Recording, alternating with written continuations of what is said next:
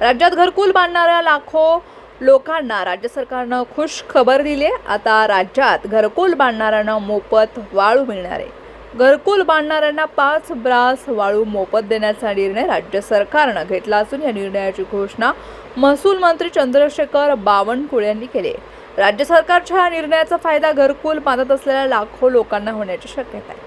याबाबत प्रसार माध्यमांशी संवाद साधताना महसूल मंत्री चंद्रशेखर बावनकुळे यांनी सांगितले, ज्या ठिकाणी लिलाव झालेले नाही त्या ठिकाणी आम्हाला एन्व्हायरमेंट क्लिअरन्स मिळालाय, त्या ठिकाणी वाळू घाटांचा लिलाव होईल।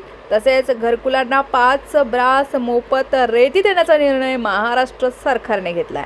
माननीय मुख्यमंत्री देवेंद्र फडणवीस यांनी हा निर्णय घेतलाय, त्यासाठी आम्ही तरतूद करणार आहोत अशी माहिती त्यांनी दिली। एकंदरीत जेवढी मागणी असेल तेवढा पुरवठा असणं वाळू धोरण आपण तयार करत आहोत। त्यासाठी सँड धोरण येते, त्यामध्ये दगड खाणीमधून येणाऱ्या वाळूसाठी आम्ही प्रत्येक जिल्ह्यामध्ये स्टोन क्रेशर प्रोत्साहित देत आहोत।